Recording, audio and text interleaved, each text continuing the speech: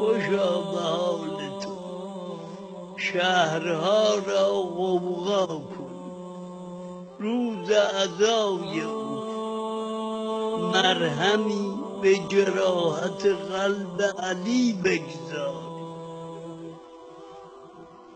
قدر این نعمت رو بدانید، امسال باید مضاعف بشه. امام هشتم ولی اصل نگران سوم جمادی و ثانیه است. ببیند برای مادر پهلو شکسته او چه میکنه.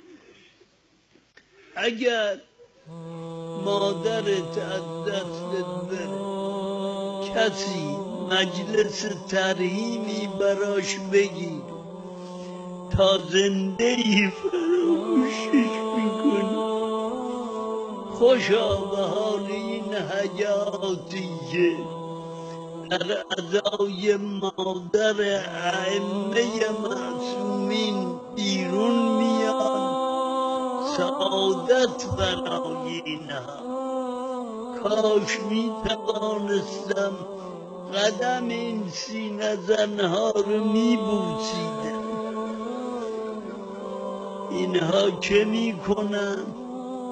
میگن یا امام زمان اون قبر اگر ما پیدا نمی کنیم، اما اینجور به سر و سینه برای مادرت